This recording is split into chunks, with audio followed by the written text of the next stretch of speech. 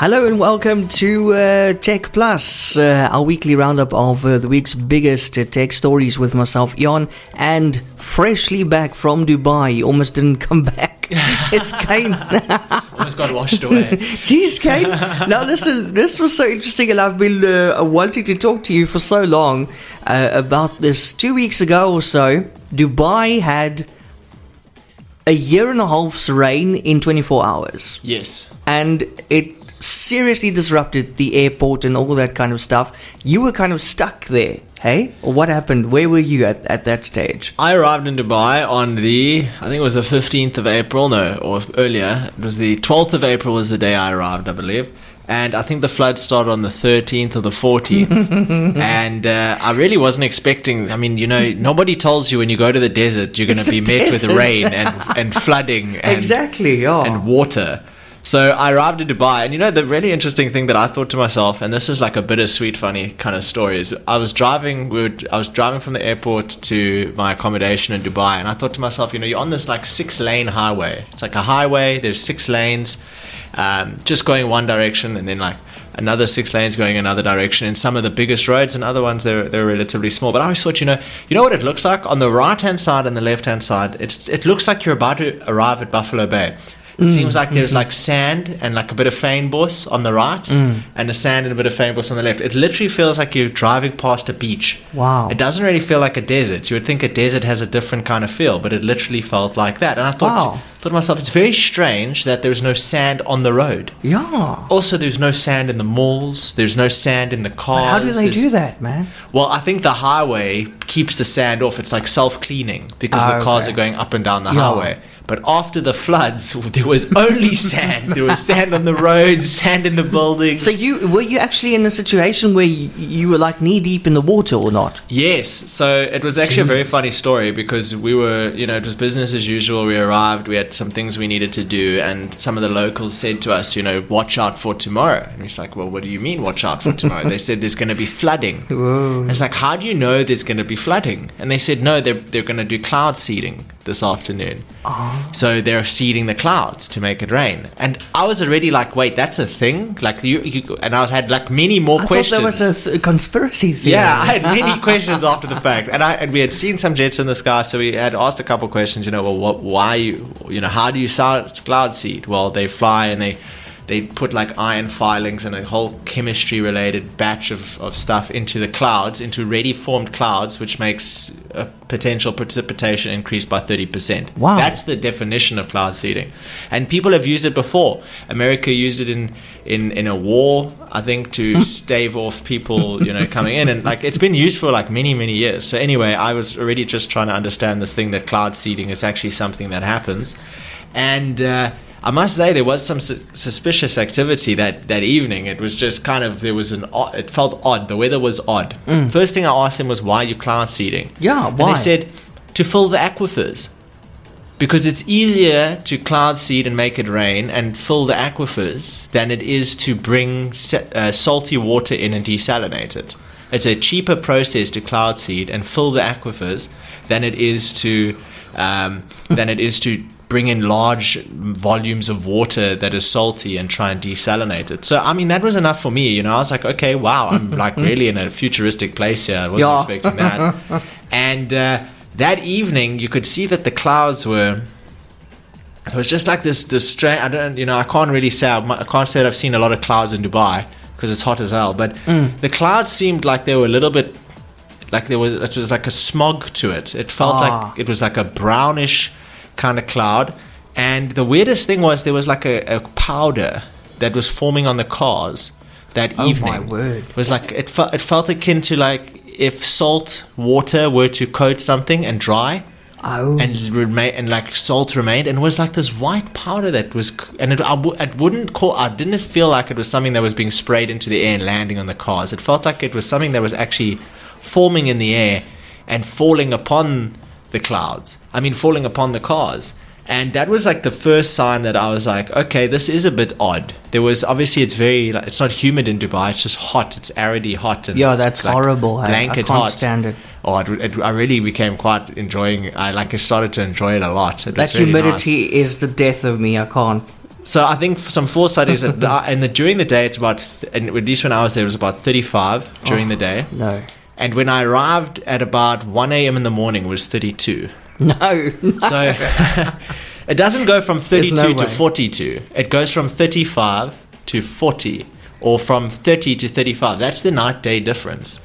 So at the night it's like 32, and in the day it'll be like 35 or 36. Well, I'll never go there. I mean, I'll never move there. Maybe I'll visit, but that's it. You would think it's very hot, but in summer, in the heat of summer, they use 70% of the power that they use is used on air conditioning. I'm sure.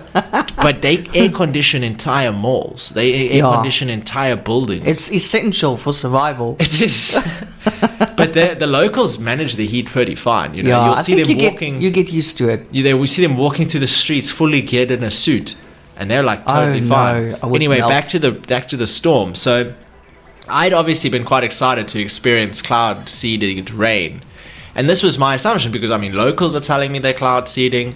The clouds are looking pretty strange. There's powder on the cars. Like I'm like sucked in. I'm like, okay, this is Dubai rain, right? When it rained, it wasn't like normal rain.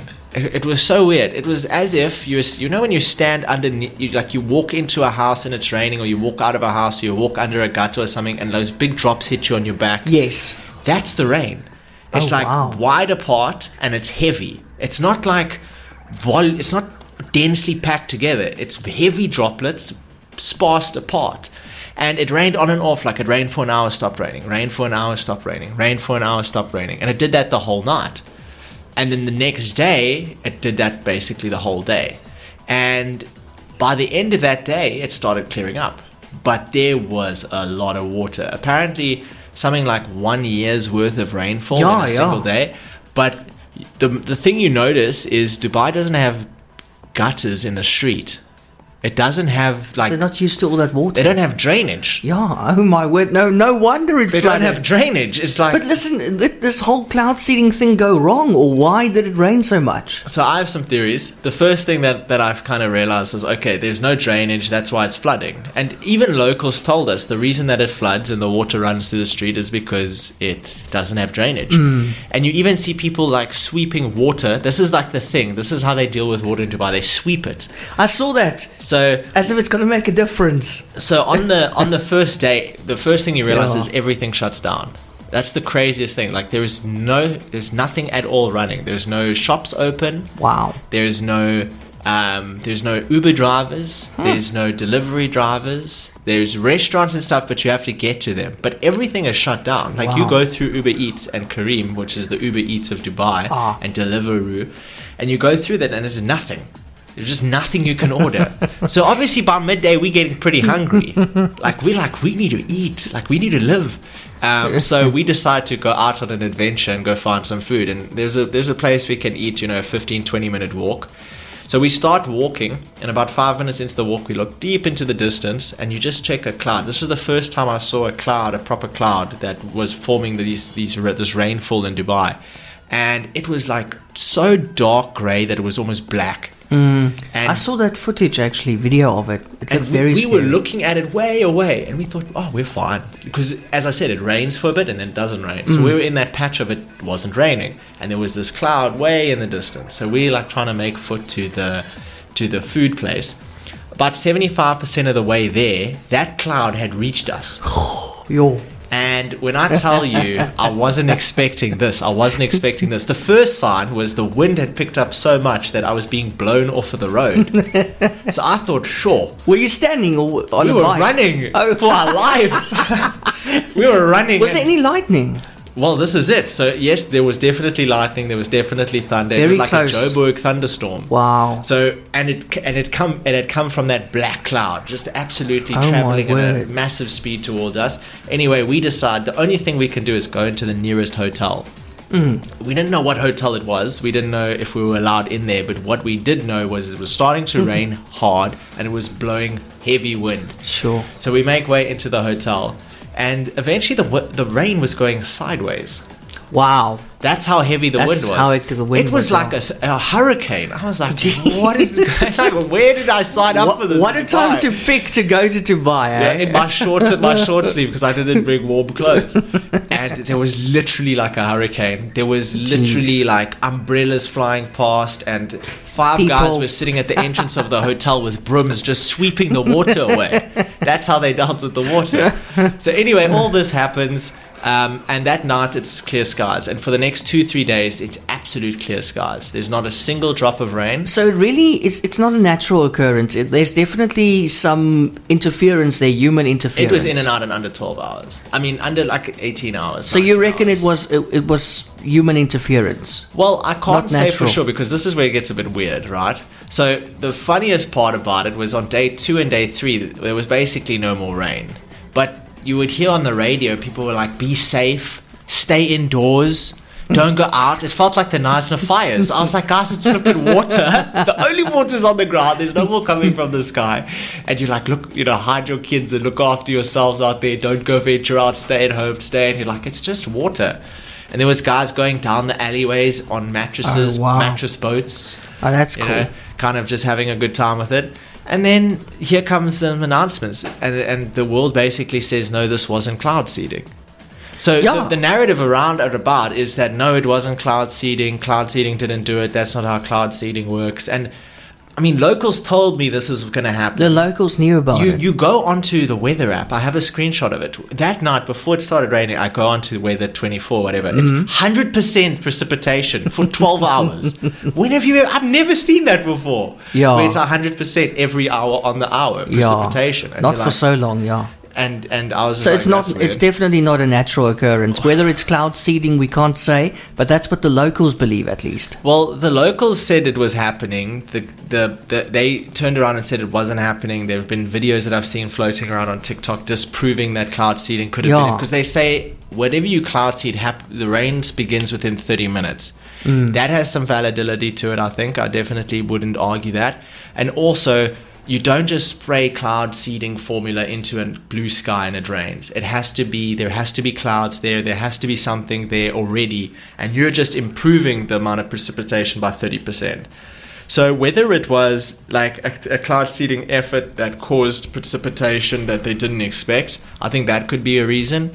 But also temperature has to do with how much water can be held in the air. So when it rains, what's actually happening is the temperature's cooling down, and this is a very simplified example, but the temperature's cooling down, the amount of space for water to be in the air as a gas is reduced.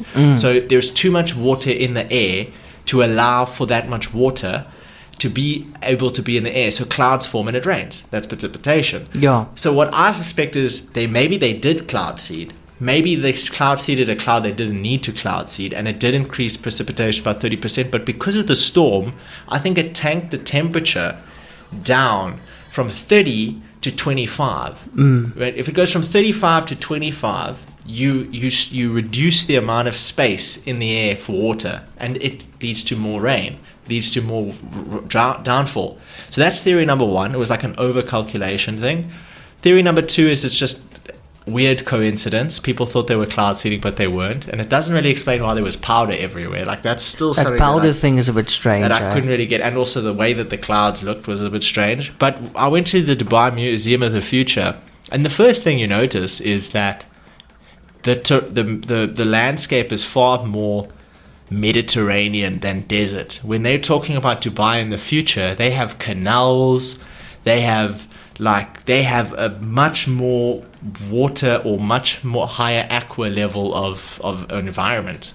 So maybe, just maybe, it was something that they did on purpose, because there's only one way that you get from a dry climate to a wet climate, and that's to create a lot of rainfall and create a lot of water. And I don't know if that's their goal, but whether it is an overcalculation or exactly calculated or just random happenstance, I went to Dubai and it flooded. And it But was you made a wild it. experience. But you made it because that airport was closed for so long, and even this week, when was it? Yesterday in the news, there was a story that Emirates cancelled all its flights in Dubai due to more heavy rains. Not really flooding, but heavy rains again. You go in look Dubai. online, and runways were full of water. When we walked to where we were going to eat, there was a graveyard of cars. Because the minute the water level goes above the exhaust, the car is done. It's over. Yeah. So the minute that happened, whether your car was parked in a place or whether you were driving somewhere or whether you tried to get across a patch of water and it was way deeper than you expected. Also, Dubai is a basin. So certain parts of Dubai were lower down than others. So the people that were higher up were fine. But the people that were lower down, that's where all the water went. Yeah, and they got it bad. And that's where the Dubai airport is. Okay. So the Dubai airport had a lot of water. Wow, what an experience, Kaine. But listen, maybe it was just also like a sign of how crazy the weather is at the moment, because this week also in the news, powerful storms roared across parts of southern Oklahoma, obviously in the United States, producing some dangerous and very unusual tornadoes. One was a very rare type. Multiple tornadoes were ongoing simultaneously, and at least 2 of the tornadoes exhibited very odd behavior. One powerful tornado looped backward and recrossed its previous path. And another significant tornado spun in the wrong direction. That's like, what? So what is happening here? It's a wacky world. It's like a lightning strike twice scenario. Yeah, wacky weather. Even here recently we had, I don't know if you were back, the other night we had a bloody huge hailstorm here. With lightning and stuff. That was the day I got back. That was very... It was you. You brought it back. Yeah. I was like, what is going on That here? was you. I arrived back and there's hail the size of golf balls falling out of the sky. It was a huge racket. I actually heard glass breaking while it was falling. It was funny because we were out for a braai and one of our mates like ran to go, grab some of the meat or whatever. And then I just hear like, ow, ow, ow. And I was like, what a little baby, ow, ow. Crying because the rain. And then I saw the hail. It's like, whoa. They were solid, eh? But you see, the weather is getting very strange. Believe what you want to believe, but the weather it's a fact. The weather is getting very strange all across the world. It is. And it's no longer in patterns. I mean, look at yesterday, Friday, 36 degrees Celsius on the 3rd of May in this area where it's supposed to be winter now. It was hot in today. South That was the first time I was like, hey, this is like a bit you like see, Dubai weather. Weird stuff happening. In winter of all times. It's winter, exactly. Listen, that was fantastic catching up with you, Kaine. Kaine's adventures. And then when we come back, we'll actually talk about some technology. Stay tuned. Welcome back to TechPLUS, where we discuss the week's biggest tech stories. We are so pleased to see Kaine back with us. Kaine, what have you got for us this week? Was it a good week for tech? Yes. So parting from Dubai and talking about tech, a perfect middle ground is something that I thought was absolutely insane when I went to Dubai, and that's the Burj Khalifa, which is the tallest building in the world. But no one told me that it's also the biggest TV in the world. What? That thing can display imagery like a TV. Whoa. The entire building, from the top I didn't even know. to the bottom. And the fountains come on every now and again, and they have some animations going, and it's pretty cool, but it's like a fifth of what they actually can do. So sometimes if you stick around long enough, and we were at a restaurant called Gal, and it has a view of the Burj Khalifa, and that thing is literally, I did some math, because I was like, it's like a TV. It's like a TV. You have hip-hop like graffiti on it, and you have like classical music graffiti on it. I have some videos of it. It's a hell of a thing to look at, especially living here in Knysna. You look around, there's nothing that tall. We don't have skyscrapers. No. So something of sheer height. And it goes on forever. And it's displaying LED like TV level, and the quality is very good, eh? And I did some math. It is 32,000 inches tall, so it is a 32,000 inch TV. How would you even start constructing it? After you've constructed it, you've attached all the lights. I have 2 questions. One, how do you program it? And 2, how do you stop people from inside seeing outside? And what you notice is they've actually lined up all the lights around people's houses. So you actually wouldn't, if you were in there, you wouldn't see you wouldn't see those lights going off. But you should look at a video or two, It's because amazing, it's incredible. Wow. And then like everything about Dubai is like that. It's just completely crazy level stuff. Talking about crazy level stuff, when I came back from Dubai, our airline didn't have any Wi-Fi. Why not? Why no Wi-Fi? And the internet was just down. Like, it was actually pretty frustrating, because you don't really think about it when you're on a plane. But to be away, if you work or you run a company like I do, then being away from your phone for 8 hours during the workday, that's not good. Is quite a challenge. I think you're dead. I was thinking, what are people thinking? His plane went down. On the way here, I was chatting. On the way back, I was silent. So I didn't know what people were like, he's just sleeping.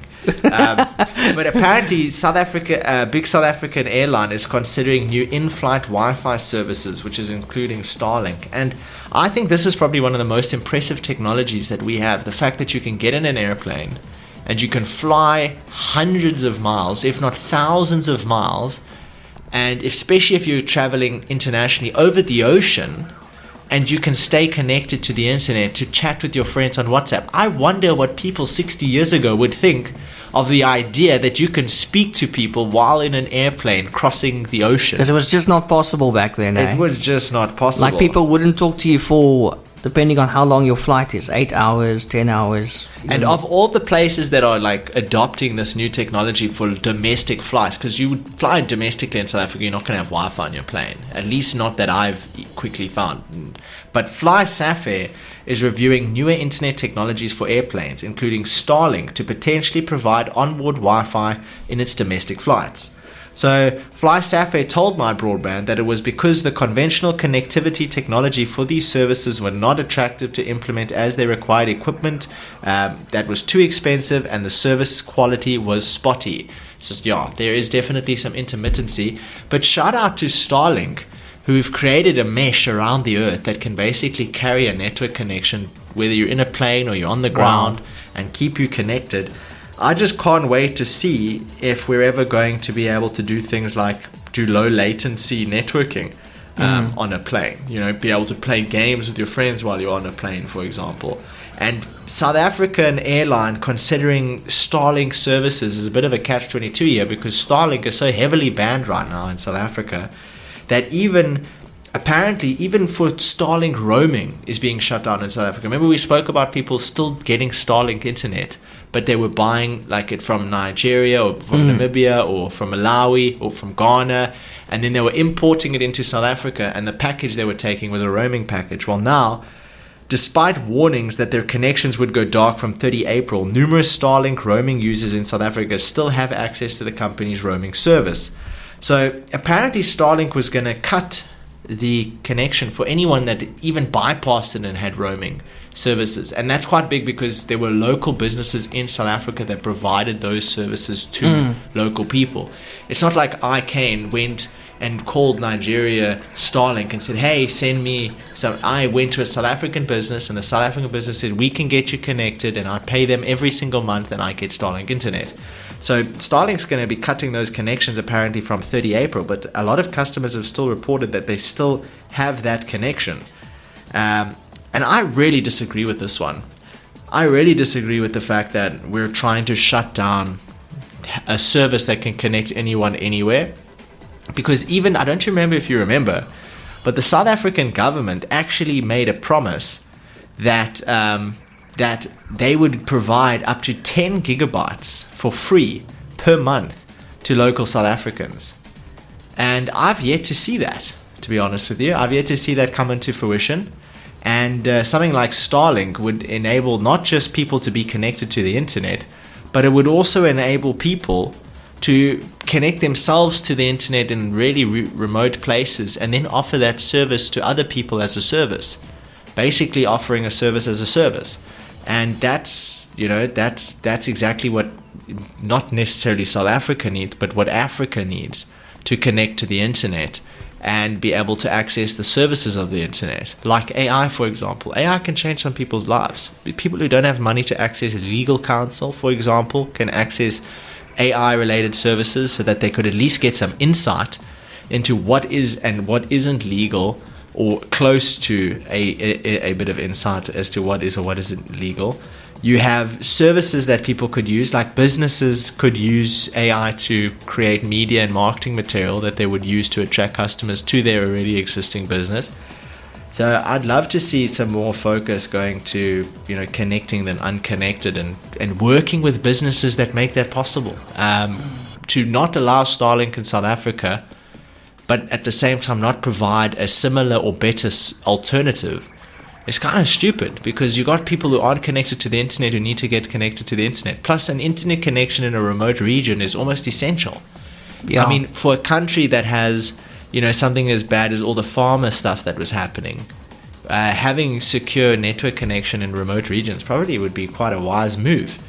But because of the law that South Africa has, that and it's not a bad law, it's a pretty good law actually, that services rendered in South Africa have to be done by a company that's owned by 30% recently or previously disadvantaged individuals, which is actually, you want to back that, but at the same time you also want to ensure that the services are available. So you're stuck in a catch-22 where someone like Elon Musk is not going to adhere to that just to access South Africa, and South Africa is not just going to let that pass to provide that service, but we need that service, regardless. So I'd love to see what happens there, but it all starts with someone like Fly Sapphire using Starlink services commercially to provide access to internet for domestic flights. And then maybe, just maybe, we can see a consumer level solution similarly, whereby we can do it as well. Because it would be pretty crazy if Fly Sapphire can do it, but your average everyday Joe on a farm cannot. So I'd love to see what happens there. And then another thing is that Vodacom's negotiations with the Please Call Me man. Who remembers that? I remember that. Is it still happening? It's still ongoing. Well, here's the thing. It's now gone from something that was happening in the public eye to something that is strictly confidential. Oh, so I guess they've gone private now. Like, no more courts. Let's settle it in the boardroom. That kind of thing. So the Vodacom Please Call Me idea man, Kenneth Nokosane, and Vodacom have declined to even comment on whether they have met to discuss a settlement on the 16-year legal fight. Spokespeople for both parties said there is a strict confidentiality agreement binding them, and Vodacom said that it is not possible to provide any comment on the negotiations between the two parties. That's what Vodacom said to My Broadband. This comes after the legal representatives at Stemela Lube Inc. said in February that they would return to negotiating table with Vodacom. And they also went on to say that it is noteworthy that this is the first time since the negotiations ended in a deadlock in December 2017 that Vodacom has given any indication that it wants this matter to be settled. I just don't like that it just goes dark. That's weird. Don't you think that's strange? Yeah, very suddenly. Obviously, a lawyer's orders, saying. Well, they don't want. Yeah, I think Vodacom creates a vulnerability for themselves if they are known to be the people that settled with someone. But he's been fighting for 16 years, and I'm entitled to believe that he is owed money. I mean, this legal battle started like 5 years after or like 2-3 years after they created the Please Call Me. And then they continued to use the Please Call Me service for like another 13 years. And now he's like, hey, I want $1 billion with a B, and many of them. And rightly so. I think Vodacom's best move would have been to be like, okay, well, there's clearly some conflict here. Let's not utilize this service, or let's not render the service in this man's ideas fashion, and let's adapt it. But they didn't. And they continued to use it for 10 more years. So I kind of feel like they deserve to pay out whatever is But the legal fees, man, how much is that already? I mean, whatever he's going to get back, he's going to have to pay his lawyers and all those people in legal fees. And also, why didn't you settle it privately in the first place? Why did it have to go public? Because I think someone like Vodacom is so big and so wealthy that they can just say, we don't care, we're just going to do what we want to do. And they did exactly what they wanted to do. Well, now they gotta care, and it's going to cost them a lot. But we will never know, because of the strictly confidential agreement. And you know what's crazy is if that guy does break that confidentiality agreement, it's gonna clause all agreement, whatever agreement they have in place, whatever money he is getting. So all I'm saying is, Dude, if you're listening, I hope you're getting your money's worth, bro. I hope so. And I hope that the confidentiality agreement has an expiry date so you can let us know what the heck happened. And I'm really curious about the legal fees. Who's going to pay all that legal fees? That man's taking that loans. Must be millions by now, hey? No, honestly, that must be millions by now, really. It's like at least 10, 15 million. Will whatever's left be worth it for you? That's what I want to know. It's like, Mr. imagine Nkosana. you're 30 years old and you have someone walk into your office that has this Vodacom please call me case. And by the time you're 36, you're starting to get to the point where you might just get paid. Damn. That's a long time, man. That's a very long time. 46. So if you're 30, you'd be 46. You'd be almost 50 No. after starting that legal battle. If you were 20, you'd be 36. And then you'd be grey already from all the stress as well. You'd be 46 going on 76.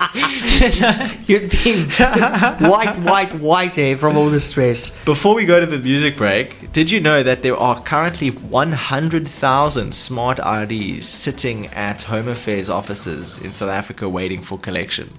It's been delayed. 100,000, bro. 100,000. That's a lot of IDs, bro. Yes. I don't know what we're gonna do there. Is the machine's broken? But you see, that must mean it was working because they'd arrived there. They're sitting there, which means are like people not collecting it. Is it too much of a mission? Have they been lost? No, I don't know. Me, I don't know. Yo, 100,000. Highball. Highball. Man, oh man. Man, oh man. And we have music break. Let's go for some music. Welcome back to TechPLUS. Kaine, did you hear about this iPhone alarm clock issue? No. Was in the news this week. Apparently something is happening with some iPhones, not all of them. And whatever, the problem is you set your alarm for say 6 a.m. and then 6 a.m. comes, nothing. Nothing.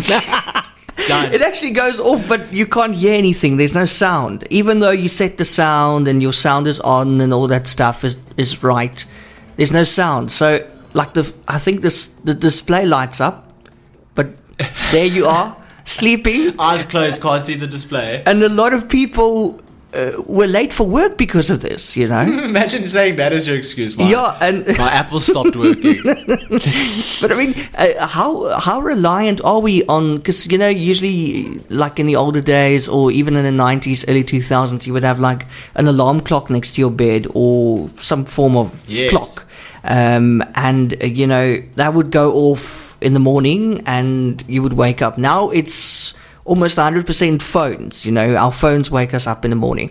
Would you be affected by this if this had to happen? If you had an iPhone and your phone didn't go off in the morning, how reliant are you on your phone to wake you up? You know what's funny? I recently got an iPhone 15 when I went to Dubai. Oh my gosh! Do you have an iPhone here? Yeah. That's what? You got an iPhone? Where's the Samsung? It's back home, but I tell you a story now. So I set some alarms and they didn't go off. And now's the first time I'm hearing about this, and I'm wondering if they correlate. Definitely. Do you know what I mean? Like, I was like, why are these alarms you're not going actually off? affected by it. I never thought. So I don't know if it's still going, but I didn't expect you to have an iPhone. The other day I heard the iPhone alarm go off, and it wasn't. I mean, I know you can change the alarm, but it was a very gentle alarm. Put it that way. Yeah. I kind of need a little bit of positive reassurance. Bit of wake up right now. This kind of thing's kind of like you can get up if you like, or you can go back to sleep. Just go back to sleep a little bit. There's one, but it contains profanity, but it's a brilliant one that I want to set up. It's like really encouraging you to get up and seize the day. But so a lot of people, they didn't wake up. They slept in, and I think they got into trouble. But now, obviously, the bosses know, and people. Because the boss came in late because he's got an iPhone too. Whole company around late. It serves you well for having a bloody iPhone. Samsung is much more reliable, by the way. So here's the thing with the iPhone that I noticed, right? I got this iPhone 15 in it, and I was really excited for it. Now I know that there were a lot of bad remarks about the iPhone 15, so I should have realized what I was getting myself into. But at least you got a heater now for the winter. So luckily, I mean, there was actually one occasion where it was getting quite hot, but I wouldn't really say it's phones get hot sometimes anyway. Yeah. I was like sitting in the sun or something on a phone call, and it was that's cooking. Normal. But this thing's battery, bro, I don't know what's going on, But I made a joke because I had a friend of mine, and he's from New Zealand, and he's actually a colleague, and we were in a call, and he had said he bought the iPhone 15 and it had some problems, but he never took it back. He kind of just got on with it. So I thought to myself, the one day I just got fed up because my phone battery was low again. And this happens quite a lot. It's low right now. So I thought, okay, let me just voice my concerns to him. I was like, bro, do you have a problem with your battery life? So I take a screenshot of my phone, which showed me that over the last 24 hours, it'll show you your battery and what's happened over the last 24 hours and what phones and what apps use the most battery. And it's very informative. And I noticed that halfway through the day, it dropped below 50% charge. And towards the evening, it was below 50% charge again. So at midday, I'd charge it full, and at the evening, I'd charge it full. That's two 50 to 100% charges throughout the day. Yeah. And I had seen that, I'm on the phone a lot. So I saw, okay, my screen time was 8 hours out of that 24. So out of the 24 hours, 8 hours was spent with the phone screen on. Wow. And that was about 6 hours on WhatsApp and 2 hours on Discord and a few other things. So I was like, sent the screenshot. I'm like, look at this. Look how annoying this is. How could my battery be dying? He sends me a screenshot of his. He's got 30 minutes of screen time on on Duolingo. The rest of his phone was off. But his is halfway at midday and halfway at the evening. So I've got 10 hours worth of screen time. I've got 8 hours worth of screen time, 6 of which is WhatsApp, 2 of which is Discord, and he's got 34 minutes of screen time. But we both have the same battery drainage. So I was like, you should actually be more angry with your phone than me. I'm like, you haven't even used the thing, and it's already at halfway. So maybe it's probably something in the background draining it all. I don't know just a bad what it battery. Is, but it's like there's something that's a bit odd, His phone is 6 months old, mine is 6 weeks old, but that's what I noticed. It was like, regardless of how much, and I have the 2 screenshots next to each other, and I'll share it on my socials and whatever. But whether you're using 10 hours or whether you're using 30 minutes, apparently there's the same drainage. So I don't know. That was just my experience. But I was like immediately like, okay, I feel fine now. You, my friend, should have a problem. Yeah. I mean, that's 30 minutes. That's a big problem. Yo, but listen, that's not good, especially for somebody who's on the phone a lot. Yeah, it's a little bit frustrating because my Samsung's 3 years old and it lasts easily the whole day. Are you still using your Samsung? Yeah, because I used 2 phones while I was in Dubai. Oh, okay. And nice. One to keep my South African stuff going and one to keep. So the Dubai conclusion, stuff going. Samsung is better. Well, I wouldn't say it's better, but it's most certainly better than the iPhone 15 in my experience so far. Yeah. Speaking of experiences, do you know what the Rabbit R1 is?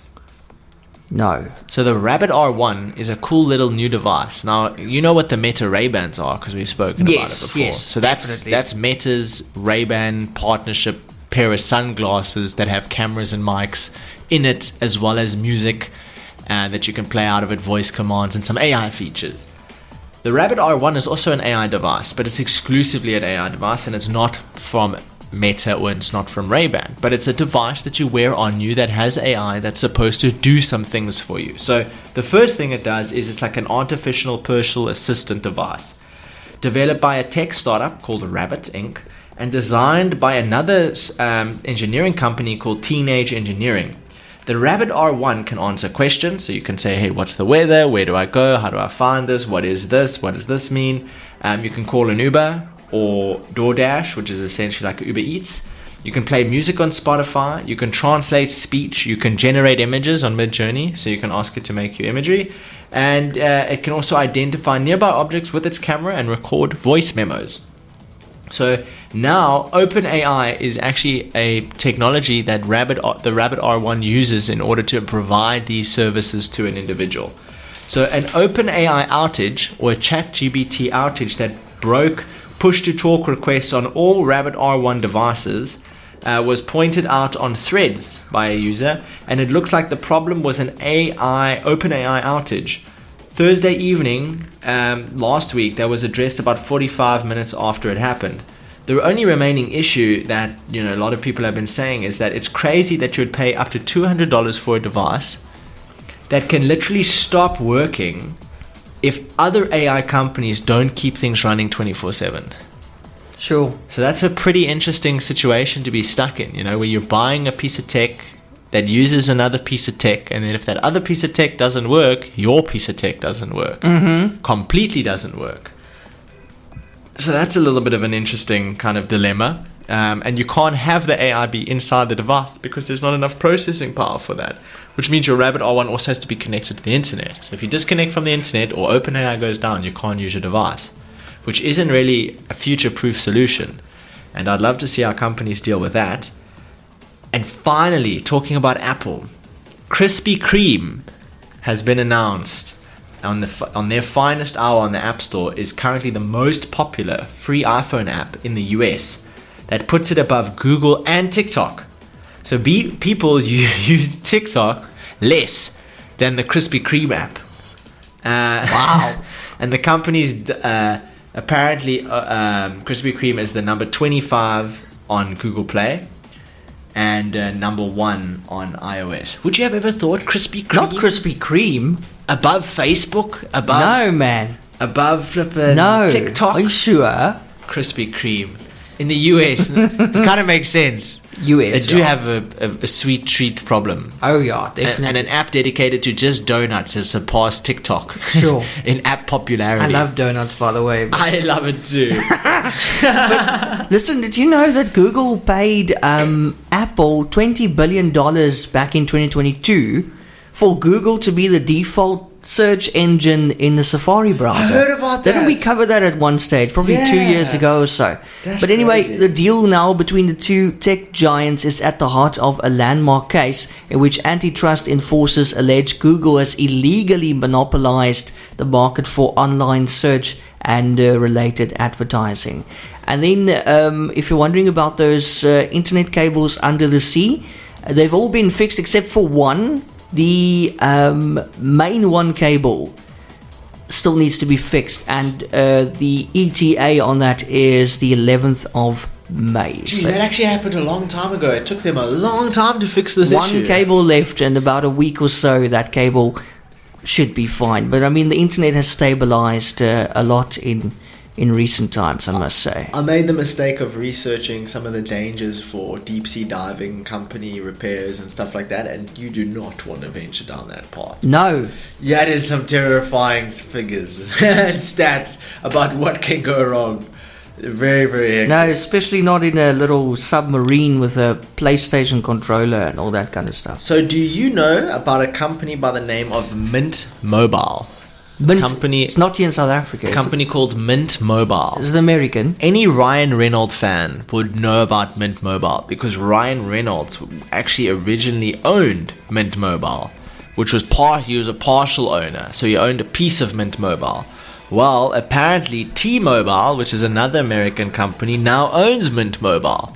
So this marks pretty much the day Ryan Reynolds became one of the most successful entrepreneurs of the Hollywood industry. Wow. And, it came from taking a piece of Mint Mobile, ultimately selling Mint Mobile and that piece to T-Mobile. And this acquisition includes Kaine Corporation, the parent company of Mint Mobile, along with the other two companies under its umbrella, the prepaid brand Ultra Mobile and the wholesale wireless provider Plum. Both Mint Mobile and Ultra Mobile customers will get T-Mobile's scam call screening service as part of the merger. And T-Mobile announced its plans to acquire Mint Mobile for up to $1.35 billion last March. Whoa. So there you go. Ryan Reynolds, Deadpool, strikes again. Even outside of the movie house, he's still killing it. Yeah, who says you need to act to make money? Just invest in a freaking mobile network. So, and another acquisition that I think might be important before we close for the day, Sony wants to buy Paramount. Do you know Paramount? Pictures. Paramount Pictures. Yes. You might have seen see that it before the movies and things like that. Yes. So Sony wants to buy Paramount with the help of another private equity firm, and this is Apollo Global Management. And Sony and Apollo Global Management have put together about $26 billion in hopes that they will bait and tempt Paramount to accept the acquisition offer and end up basically absorbing. Sony would end up absorbing Paramount into their umbrella, and that's very interesting because they're basically leaning on a venture capital business to help fund them to make this acquisition. So they must have some pretty big plans for what they could do with Paramount. And it's always interesting to see Sony doing something like that, especially in the midst of 2024 when they've announced that they're not doing any PlayStation exclusive games, which is a very strange move for Sony. And this might be the reason why they might have their hands tied behind their back, because they're literally making an acquisition of $26 billion, which is no small amount of money. It took Elon Musk like 5 weeks and a holy heck ton of investors and loans to basically put the money together enough to do that acquisition of Twitter. So here we see another acquisition happening, and Paramount could now soon be owned by Sony. How interesting is that? And then there's something I wanted to talk to you about as well, but then you were gone, is that thing that all of a sudden popped up in WhatsApp, the little AI I saw thing. that. I thought the first time, because I didn't read any articles or anything in advance, so at first I thought, oh no, my WhatsApp's been hacked. Because all of a sudden there was a search bar appearing on top, and then later there was this little blue circle, and it turns out it's Ask Meta AI, and it's rolled out all over the Meta services, so Facebook, WhatsApp, and Instagram. I saw that, and I was flying or Did traveling. you also get a fright? Yeah, what is this? I was flying or traveling, and I was getting to my hotel or my plane or whatever. Maybe I was walking around, and I must have been really, really tired. Because that's the thing, when you're flying in the morning, you're probably not sleeping the night before, you really don't want to miss your flight. So I was like a fifth of the person I always am. And somehow I'd woken up or come back to like the land of the living, and I saw I had this chat with some random AI. And it was obviously me searching for someone's chat, and I was like, what did I do? And now it's talking to you. How did I get to this point? Like, who is this guy? I've been hacked. But you can actually type in there, create an image of a man sitting on a chair in the middle of the ocean, random stuff like that, and it will do that for you. I wonder what happens just if you say something like, show me a picture of WhatsApp losing the battle to Signal or something like that. Sorry, can't do it. But also, now before we close, Kaine, have you seen it? What? Baby Reindeer. No. Why not? What is it? It is a new show, or newish show on Netflix, man. You must see it. Where do I find it? It's very good. I sent you the freaking trailer. Have you watched Fallout on Amazon Prime? No, I've got Prime. Whoa. Is Fallout good? Is it the movie or series? Whoa, it's a good series. It's actually based on a video game, but it's got nothing to do with video games. It's actually based on post-nuclear warfare. Oh, okay. And I like watch it, and I'm like, okay, I really don't want to find out what nuclear war looks like. Whoa. At all. Okay, that's a good recommendation for the weekend. And then Baby Reindeer, do yourself a favor. It's a mini-series. Okay. 6 episodes. It's a stalker gone wild. A woman who has a very unhealthy obsession with a guy who works as a bartender and is also a stand-up comedian, or struggling stand-up comedian at night. She gets too attached to him, and then it gets very interesting. Oh, wow. But it's not just your average stalker story like You or whatever, because that's so predictable. This one, it's got a lot of depth, but I would definitely say not for the kids. Keep the kids away in a separate room and switch some animation on for them or whatever, and then watch it, the adults. But very good. Really? Yeah. 6 episodes, and I think we can expect some big awards also for that show, and the acting especially. And you know what the biggest twist is, and maybe a lot of people don't know this, the guy who plays the lead role in Baby Reindeer, this actually happened to him in real life. He's playing himself. Whoa. Plot twist. Whoa. He's playing himself. So that's a very strong recommendation. That really adds a lot of depth to it. So do yourself a favor and watch Baby Reindeer. Nice to binge watch, because it's just 6 episodes and they're not that long. Nice to binge watch over the weekend for our listeners. Wow. Yeah, I'll man. definitely and take you a too, look Kaine. Once you're done with all your stuff, you must definitely do that. I definitely will. And speaking of depth, I did that thing. I went onto Meta chat on Yeah? WhatsApp and I said, show me a picture of WhatsApp losing to Apple. What did you do it? What does it say? It's What like a does it do? boardroom of people, and the guy's like showing a green Apple logo. Okay, and there's like 7 people sitting behind a table, all with Windows XP running. What? You can't make this stuff up, What man. the flip? You can't make this stuff up, man. I don't know what. Oh my I don't word. know what it's thinking. I can see this is AI generated. It looks too fake, but wow, it's actually the quality is insane. Not bad, eh, for a WhatsApp message. Eh? Yeah, wow. Not bad. AI, it really is all over. It's. I think the way it's sneaked into WhatsApp also is just testimony to the fact that AI is creeping in all over, and you can't ignore it anymore. I don't know how I feel about all these guys on like Windows XP. I don't quite know what it's trying to say. And also, instead of it showing winning against WhatsApp, it showed me a combination of a green Apple logo with the bite out of it. But instead of it saying WhatsApp, it says Wellak. Oh my word, that's so weird. Welcome to Meta AI in your WhatsApp. I think we should run a competition to see who can get this thing to give the weirdest response. I think Kane's going to enjoy this now because he found a new toy. He didn't know he can do that. So guess what he's doing all weekend? I'll wait for the images. I'll see if Meta AI on WhatsApp could speak to Meta AI on my Ray-Bans. Ah, yeah, that's a good idea. Like dividing by 0. Yeah. See what happens. See if I can get them in an argument. Anyway, on that note, that's it for another week's show. Kane, thank you so much and welcome back on dry land. thank you very much. Back in the land of sense. We'll see you again next week. Same time, same place. Thank you so much. Cheers. And to all of our listeners, thank you for listening. See you next week. Bye.